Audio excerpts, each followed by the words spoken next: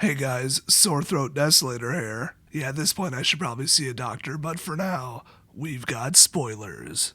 First up, a Johnny the Greathearted. Hey, remember when I said a whole bunch of times that the only way they're putting 36 planeswalkers in here is if they water them down and don't give them ultimates?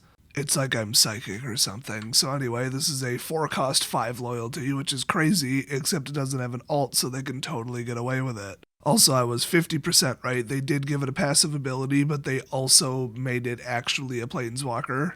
So if he's in play, creatures you control have vigilance. A very powerful effect, by the way, obviously. Reminds me of Always Watching.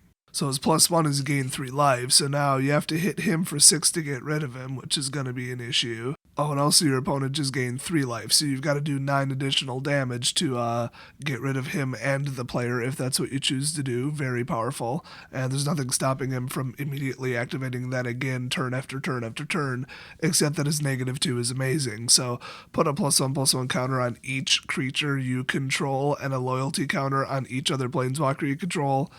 Wow, the fact that this isn't Mythic is insane. This is bare minimum a $10 card, if not 20. The only thing holding this back is the number of creature sweepers, just absolute board wipes and stuff that just nukes whole lines of creatures.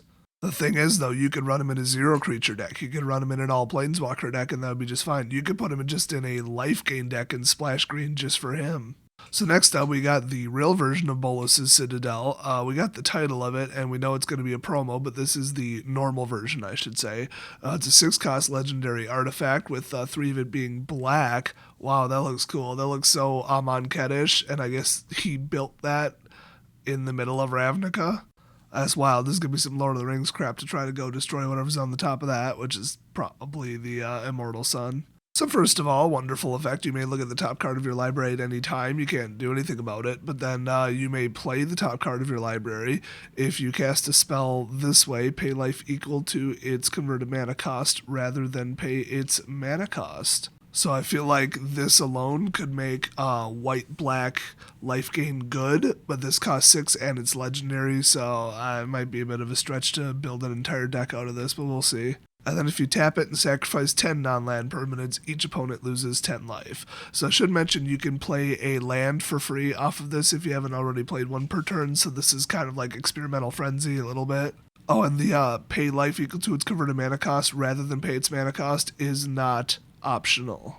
This is what Experimental Frenzy should have been. This is fair. It has a check in it to kind of pump the brakes a little bit. I kind of like this. I mean, I don't know if I'd play it. 6 is a little high, but I like it.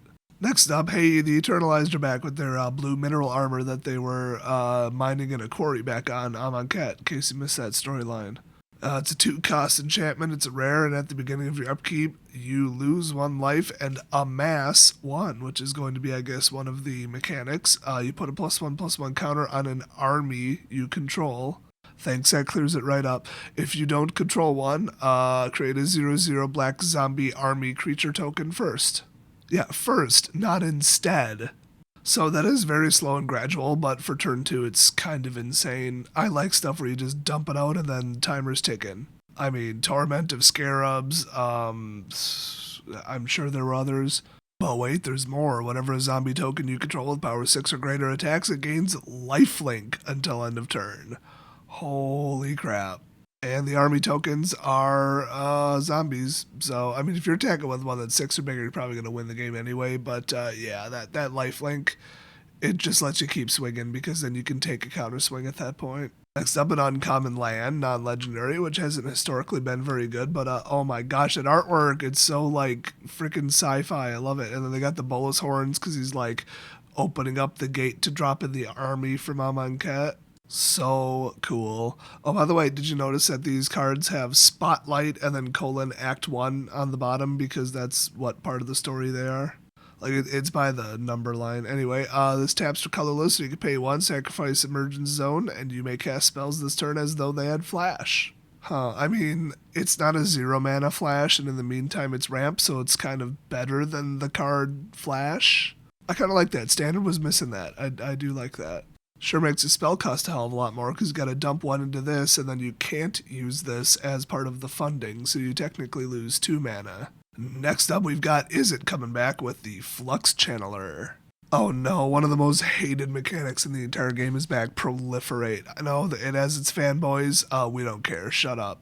This mechanic is broken garbage, at least outside of standard, I should say. In modern, it's ridiculous. In commander, it's ridiculous. So this stupid 3-cost 2/2 wizard says whenever you cast a non-creature spell, proliferate. If you're not familiar, choose any number of permanents and or players, then give each another counter of each kind already there. That's not clumsy, awkward, or confusing wording at all, is it? Well, that includes Planeswalkers. Shocker. I hope this is literally the only card with Proliferate, or Planeswalkers are going to get out of control. But then again, I haven't looked at them all yet. I don't think we've even seen them all. I think we've seen like 4. If they don't have ultimates, whatever. Give them some loyalty. I don't really care. All it'll do is let them use their negative ability more often, but that's not the end of the world. I mean, having too many out there is like gaining like 20 life if you want them gone, but hopefully there'll be some Planeswalker removal too. Next up, Herald of the Dread Horde. I guess his name was Herald before he died and they kept it. That joke is an antique. So this is a 3/2 zombie warrior for 4, and then it has whenever it dies, amass 2. I mean, that's not bad, especially for a common.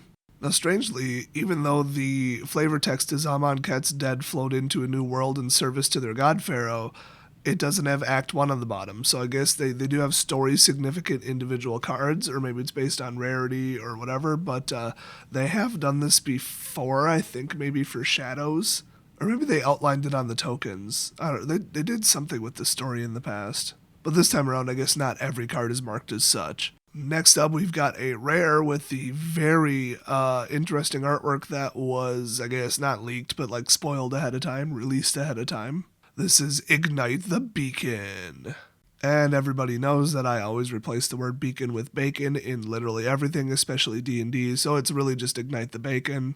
So what's going to happen when you fire up that tasty bacon for 5 at instant speed is you search your library for up to 2 Planeswalker cards, reveal them, put them into your hand, then shuffle your library. Well, that's just broken. That's an automatic Coco. I mean, okay, they go to your hand, and you still have to cast them, and it still costs 5, but that's not bad. I mean, I think they made it a rare for a reason. This is definitely going to be Planeswalkers Matter, not, oh, we threw in some Planeswalkers, have fun, build whatever you want. I think Planeswalkers are going to be the central mechanic, and that's going to be really annoying.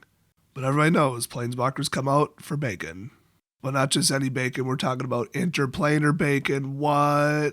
Dude, if it's anything like the space weed from the end of the Cheech and Chong movie, I gotta get my hands on that bacon. So this one's pretty simple. Whenever you cast a Planeswalker spell, you gain 1 life. But, I mean, it's a stealth tactic. You're going to want your life total going up because you might, be taking some hits as you're trying to toss Planeswalkers out into play. Also, by the way, this is clearly what Bolas built to draw in the Planeswalkers to the plane. It must be like sending them a message or making them want to all come here, and then they can't Planeswalk out because of the Immortal Sun, obviously. Which is, of course, in his Citadel, logically, I would assume. So yeah, you can tap it, add 1 colorless, which ain't gonna help you worth the damn against Planeswalkers, but if you do pay 1, you can spit out 2 mana of different colors. They actually have to be different colors, which is kind of weird, and spend this mana only to cast Planeswalker spells. So this is like you're all in Planeswalkers. I don't like the look of this. I would have just thrown in 36 watered down Planeswalkers and see what sticks. I wouldn't have made Planeswalkers the actual mechanic. Next up, Invade the City. Strangely, is it colors? Love the artwork there. That's so cool. We got the Eternals invading the city. Kind of speaks for itself. The flavor text is, Death greeted the world with a roar of desert air.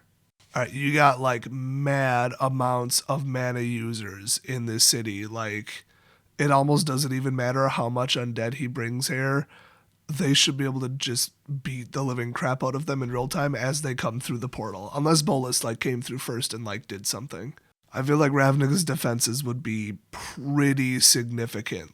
Just the Izzet and Azorius guilds, and then add the other 8. But the problem is 5 of the guilds sided with Bolas. But when they see what's happening, maybe they would change their mind. I know at least 2 of them do. So it has amass X, which is pretty wild, where X is the number of instant and sorcery cards in your graveyard. Oh my god. The problem is, amass, yeah, it's cool, and it can stand by itself. It's not color locked, but it does seem like a black ability, and this card isn't black at all. you would almost have to be running 3-color, but if you just threw this into Izzet, it would be kind of fun. So you put X11 counters on an army you control, and then if you don't control any army subtype creatures at all, create a 0/0 black zombie army creature token first. So you could bring out like a permanent Drake that's on the ground with this. Now, does Izzet Drakes actually need this? Not really. Is this better than the actual Drake cards? No, because it's on the ground, but I don't know. In the right deck, it would be interesting, I guess. Next up, big story reveal here. Nobody's surprised. Liliana, Dreadhorde General. She's the one commanding the undead because she's good at that, and because Bolas has full control of her, as you can see by her lit up tattoos. They're not really tattoos, I think, but they're, you know, the markings on her skin that indicate that she has the pact going on. I guess the pact was like to make her age really, really, really slowly or not at all, and then like 4 demons held it, but really Ugin. Bolas, I hope I didn't say Ugin too many times in this video. I get him confused.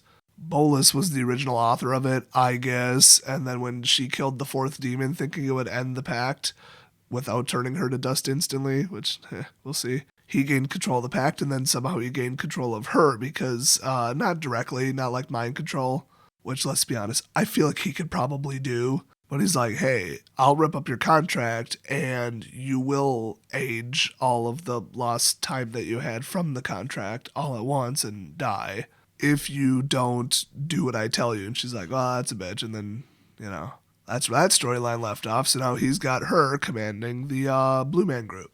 Oh, the blue zombies, they're going to call them Blombies. So this, I think they're going to do on Planeswalkers in the future because people have called them incredibly boring. Basically, very repetitive, boring, and just dumb. +1, card or game advantage. -1, blow something up. Alt, win the game. Like every Planeswalker is so boring.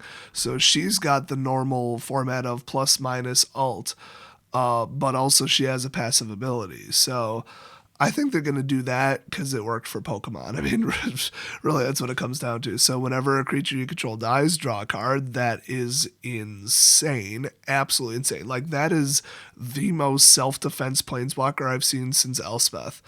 And then +1, create a 2/2 black zombie creature token. Cool. Now, it doesn't say army, though. It just says zombie. So that's odd. And then -4, each player sacrifices 2 creatures. That includes yourself. You're one of the each players. And then -9, each opponent chooses a permanent they control and each permanent type, or of each permanent type, and sacrifices the rest. Ouch. So basically, the card Cataclysm, right? It's actually more powerful than Cataclysm. And yeah, she starts out pretty far away from this, but it is a 6/6 Planeswalker. So yeah, I think a black army or black zombies archetype will definitely run her, but you could honestly just drop 1 or 2 of her into like any black deck and she'll stand just fine on her own. So that highly suggests there'll be a lot of value to this card. Next up, this is a blue card called No Escape, so I already like it. Let's see, it's a 3-cost instant, counter target creature or planeswalker spell. Okay, and if that spell is countered this way, exile it instead of putting it into its owner's graveyard. Scry 1. There we go. A counter spell that's, first of all, not double blue for once. That's actually unbelievably beneficial if you've been building anything in blue in Standard. You realize that the double blue is just killing you in 3 colors. So yeah, a single blue, that's any creature or any planeswalker. I think that'll be pretty relevant, at least in sideboards, if not mainboarded. And then the Scry 1 is great. I mean, because we already have a 2-cost, like, super Essence Scatter that drops a counter on your dudes. Well, one of them. So yeah, I like this. And the fact that this is common is hilarious. That'll be fun for draft and pre-release. Next up, Nixle. Now, I don't remember seeing him on the stained glass, but I could be wrong. It'd be real interesting if he shows up. So let's see, the flavor text, gotta read that first. Trapped on Ravnica. Oh, so he got drawn in there by the trap. Oh, that's interesting. With no affection for either side, Nixle sought gratification in random acts of torment. Like lighting a dove on fire, is that what he's doing? So he got drawn there by the interplanar bacon because everybody knows Ob loves him some breakfast foods. And now for 3 as an instant, you can give a creature -5/-5 till end of turn, and then if it would die, exile it instead. So Turbo Grasp of Darkness, I think this will see some play. I don't know if you guys noticed or not, but there's not many very good low-cost black kill spells anymore. So this is instant. I mean, I even say like Settle the Score is pretty good. But I think that's sorcery speed and it's 4. So, I mean, this is going to get a lot of mileage. Hey, look, it's Ob Nixilis again. It's almost like these are in alphabetical order or something. And that just blew your mind. You're obviously not familiar with my channel. So, yeah, Ob Nixilis, the Hate Twisted. Oh, he's got that I'm going to wreck this entire aisle at Walmart look on his face. So he's just simply 5 loyalty, 5 mana, and a -2, and that's it. Totally called it. I told you they're going to do a Planeswalker, at least one that only has negatives. But he kind of gets a version of his emblem from the last time we saw him. So whenever an opponent draws a card, Ob Nixilis the Hate Twisted deals 1 damage to that player. And then -2, destroy target creature. Its controller draws 2 cards. You would obviously target your own creature with that ability, unless you're really in a pinch. And then once you've done that twice, he's just sitting there with 1 loyalty doing nothing, right? Oh wait, he continues to do damage. So at that point, you would still want to get rid of him. Remember, there are other ways to drop loyalty on him. So very interesting card. And by the way, this is a Planeswalker in the uncommon slot. And it's not very good, so I think we've seen a rare one so far, a mythic one and a uncommon one, and the difference is huge. And I called it. This is just an enchantment with charge counters on it, basically, that you can attack directly with creatures. I mean, that's all. This isn't even a Planeswalker, basically, but I'm fine with that. I didn't want 36 full-blown Planeswalkers in my game, thanks. Next up, War. War never changes. And neither do elitist douchebags in their literal ivory towers, gripping their pillars, asking why. Why is this happening? What do I do, sweet pillar? Tell me something, pillar. So anyway, this is a rare sorcery, cost 4, Ravnica at War, exile all multicolored permanents. Holy crap, is that going to wreck everything?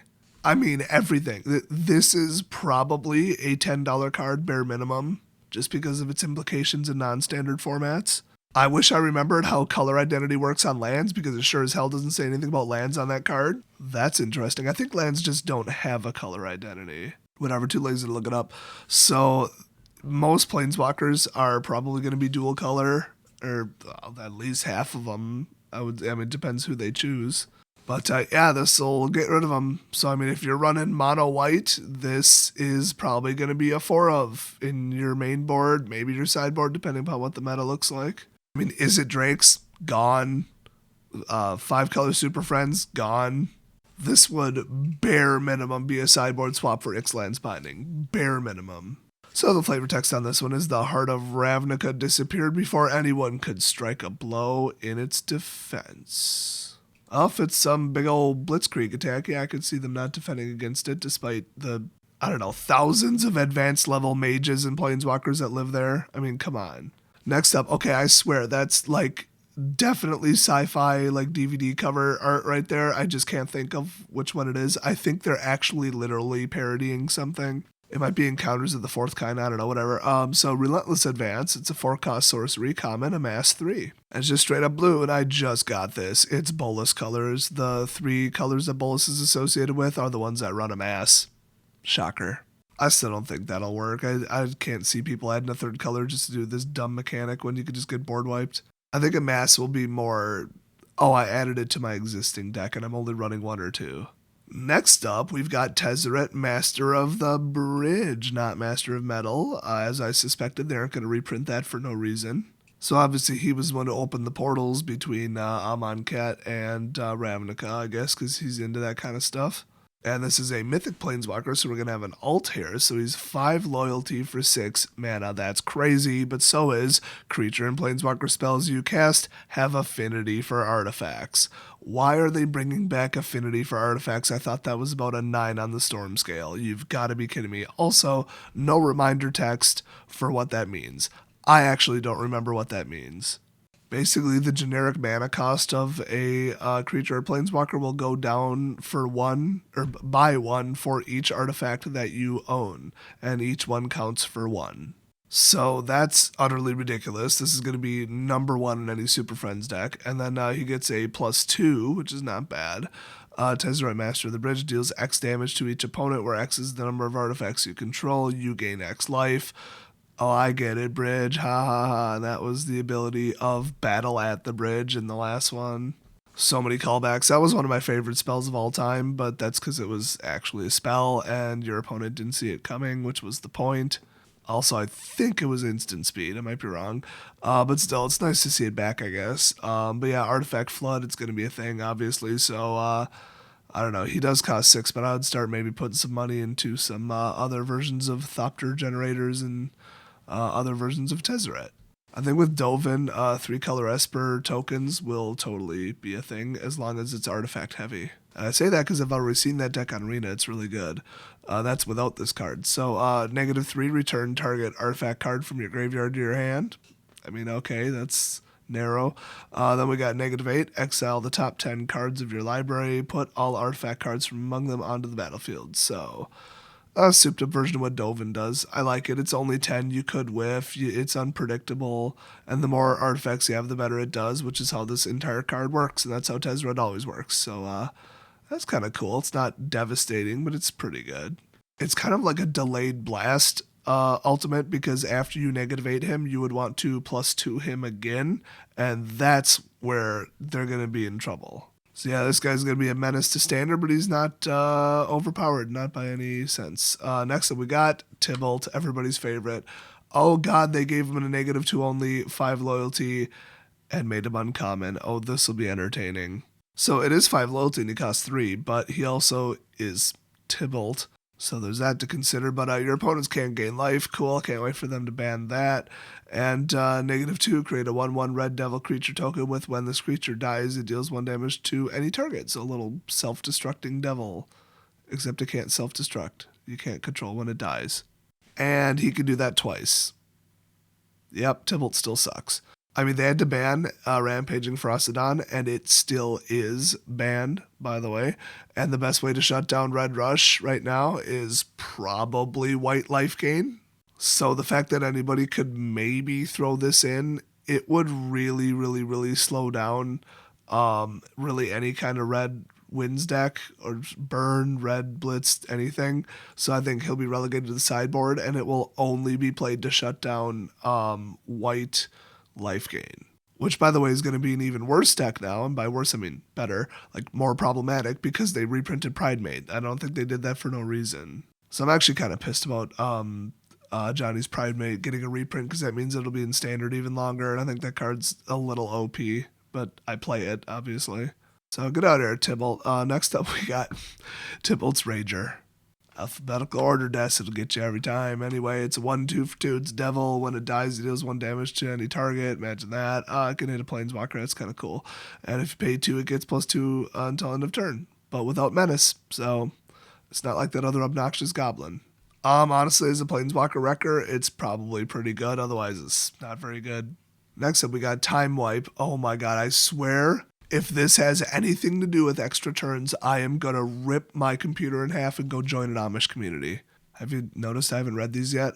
So it's 1 blue, 2 white, and 2 generic for 5 sorcery speed. Oh, here we go. Return a creature you control to its owner's hand, then destroy all creatures. Oh, thank God. It's more like a Supreme Verdict, all is dust, or the cheese stands alone, or whatever. Or no, Dune Blast, I think, is the one I always forget. The old choose one, blow it all up. So I do like this. The fact that it doesn't take out Planeswalkers, okay, I get it, but it only costs 5, and it's 2 color, like, whatever. But yeah, we needed a board wipe. What we didn't need is to help out Teferi decks, so I'm very split on this one.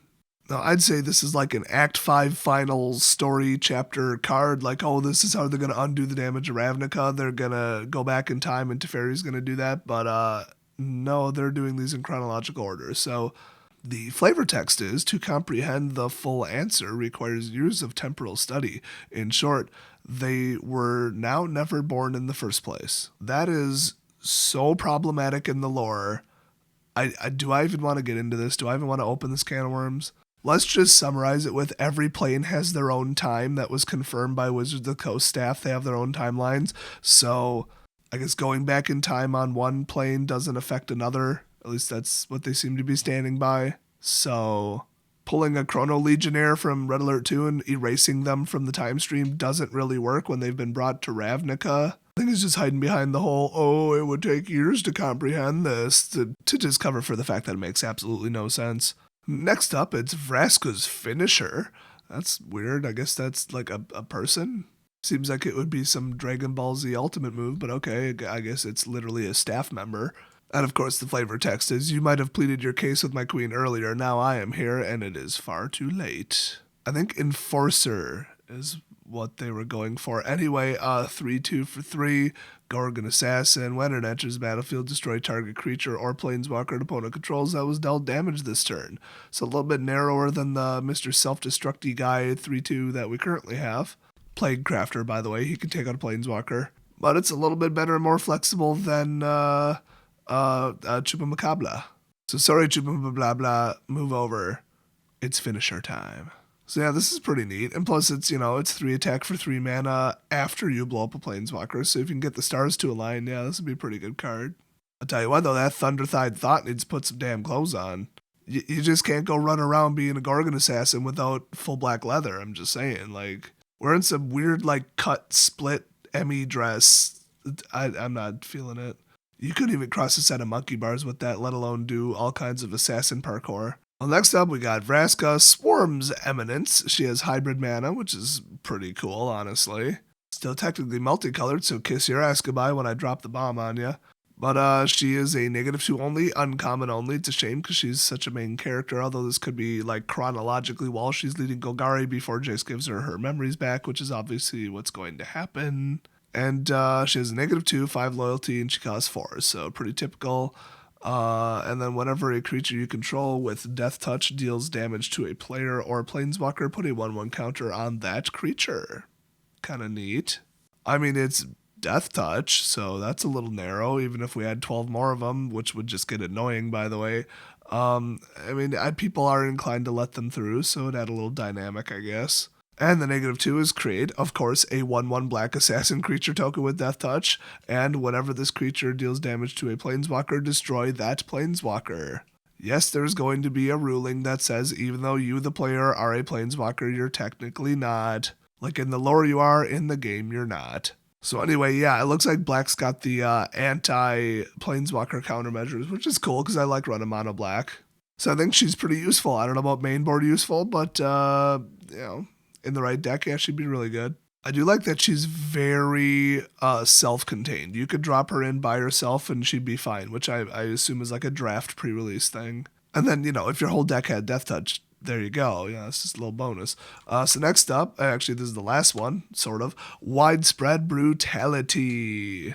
Pretty narrow color mix there. Good luck. We'll see if it works with the Rakdos. It's amass 2, and then the army you amassed deals damage equal to its power to each non-army creature. Holy crap. That just made Bolus colored amass actually good. Still board wipes though, so I'd still maybe give it a 5 out of 10. I mean, there's a reason people stop playing Selesnya. That deck's damn good, but it's too easy to just shut down with one spell or one ability. So yeah, that's pretty nuts. If you're starting at 0 with this card, honestly, you probably shouldn't cast it, but it would still be 2 damage to each non-army creature. And then if you've got maybe a 2/2 or 3/3 out, that's like up to 5 damage. That's crazy. So the only other thing we got are the basic lands, and they're interesting. The forest, you can see some little shooting star looking things, what's going on there. And then if you look at the island, okay, those look like sparks floating across the city to one central point. That might be a problem. And that's probably the whole War of the Spark thing, which I still think is just misleading to be misleading, and it's actually supposed to be plural. But yeah, if Bola starts stealing everybody's sparks, we're going to have a problem. So check out the mountain. Got a couple sparks floating there. We got the swamp. Looks like they're heading towards the Citadel. And same thing in the plains. I kind of did those out of order. But yeah, I guess he sends in the army, just shock troop the crap out of them. And then he has some supporting guilds, but we'll see if that sticks when their whole city burns. Then he builds a citadel, puts some kind of machine there that he built, or maybe Tez Ret built. His citadel is probably what's holding that interplanar bacon that's drawing in all the delicious bacon-loving planeswalkers to the plane. and then they can't planeswalk out because of the Immortal Sun, and then he casts some spell, or uses some giant artifact machine thing to steal everybody's sparks. So I can't wait to see what that is in card form. It'll probably just be straight up triple bolus colors, cost 3, destroy all planeswalkers. I mean, that's simple. So far the meta looks pretty rock, paper, scissors to me. I don't love it, but it's too early to have a full judgment. We've only seen, I guess, counting the lands, 27 items, not counting them, 22. And I'm just happy that my predictions were 100% spot on with what I thought the planeswalkers would look like. So thanks for watching. Watch for more spoilers. Hopefully my throat will be 100% shortly. Otherwise, I'm definitely going to the doctor, which I totally don't have money for. And I'll see you guys next video.